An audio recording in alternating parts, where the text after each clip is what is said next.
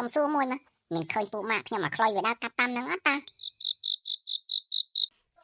អញមិនបានមើលដែរហើយជួយអញនាំគ្នាទៅឯណាមកណៃអាកាត់ព្រលឹមនឹង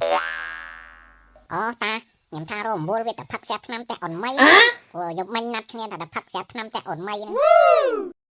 យីពួកអស់នេះព្រលឹមឡើងអត់មានការងារអីធ្វើមូលគ្នាទៅផឹកស្រាឆ្នាំយីអត់កំណើតអូតា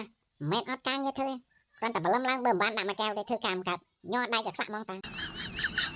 អូនោះពូម៉ាក់ខ្ញុំមកល្មមវាពូម៉ាក់មក Wow. ងាប់អញហ่าហើយគ្រាន់តែផឹកស្រាប់ឆ្នាំសោះហើយយូរនោះយូរវាយតែងខ្លួនស្អីទាំងមានសក់ផងអាពូម៉ាក់គ្នាតែងខ្លួនបន្តិចណាថ្ងៃនេះទៅជួបអូនមីផងខ្លាចអូនមីមិនស្រឡាញ់ស្អីអូនមីស្អីអូនមីនឹងសង្សារអញសោះ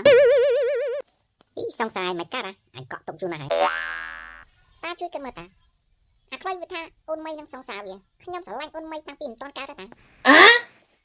ឲ្យចុះអាពីរនេះឯងប្រឹងប្រកែកគ្នានឹងហើយដឹងអូនមីនឹងកូនពីណាគេអត់អត់ដឹងផងតាហើយចុះកូនពីណាគេតាខ្ញុំស្រឡាញ់យូរហើយតាអត់ដឹងថាកូនពីណាគេកូនមីឯងហៅនឹងកូនអញប្រកែកមួយថ្ងៃមិនគិតនាំគ្នាធ្វើការងារទេព្រលឹមឡើងផឹកស្រាឆ្នាំព្រលឹមឡើងផឹកស្រាឆ្នាំហុចមករស់ស្រឡាញ់កូនគេអាពងក្តរ